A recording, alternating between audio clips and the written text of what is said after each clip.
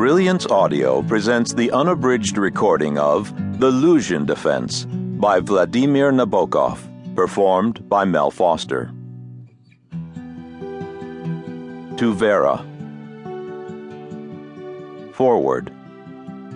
The Russian title of this novel is Защита Luzhina, which means the Luzhin Defense, and refers to a chess defense supposedly invented by my creature, Grandmaster Luzhin.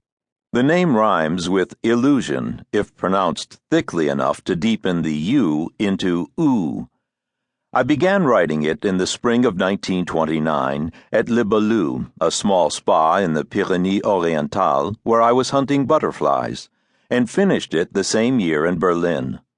I remember with special limpidity a sloping slab of rock in the Ulex and Ilex-clad hills where the main thematic idea of the book first came to me. Some curious additional information might be given if I took myself more seriously. Защита Luzhina, under my pen name V. Sirin, ran in the émigré Russian quarterly Savremenные Zapiski, Paris, and immediately afterwards was brought out in book form by the émigré publishing house Slova, Berlin, 1930. That paper-bound edition, 234 pages, 21 by 14 centimeters, jacket a solid dull black with gilt lettering, is now rare and may grow even rarer. Poor Luzhin has had to wait 35 years for an English-language edition.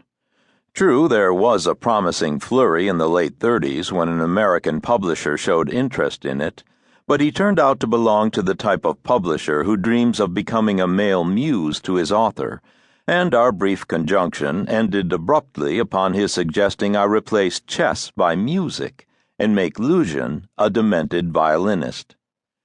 Rereading this novel today, replaying the moves of its plot, I feel rather like Andersen, fondly recalling his sacrifice of both rooks to the unfortunate and noble Kieseritzky, who is doomed to accept it over and over again through an infinity of textbooks, with a question mark for monument. My story was difficult to compose, but I greatly enjoyed taking advantage of this or that image and scene to introduce a fatal pattern into Luzhin's life and to endow the description of a garden, a journey, a sequence of humdrum events with the semblance of a game of skill, and especially in the final chapters, with that of a regular chess attack demolishing the innermost elements of the poor fellow's sanity.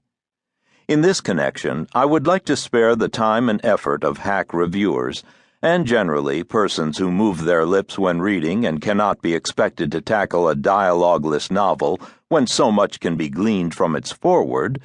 by drawing their attention to the first appearance of the frosted window theme, associated with Luzhin's suicide, or rather sua-mate, as early as chapter 11, or to the pathetic way my morose grandmaster remembers his professional journeys, not in terms of sunburst luggage labels and magic lantern shots, but in terms of the tiles in different hotel bathrooms and corridor toilets, that floor with the white and blue squares where he found and scanned from his throne imaginary continuations of the match game in progress,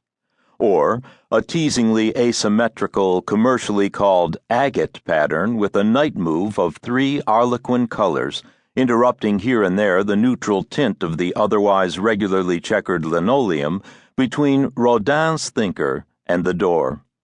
or certain large glossy black and yellow rectangles whose H-file was painfully cut off by the ochre vertical of the hot water pipe,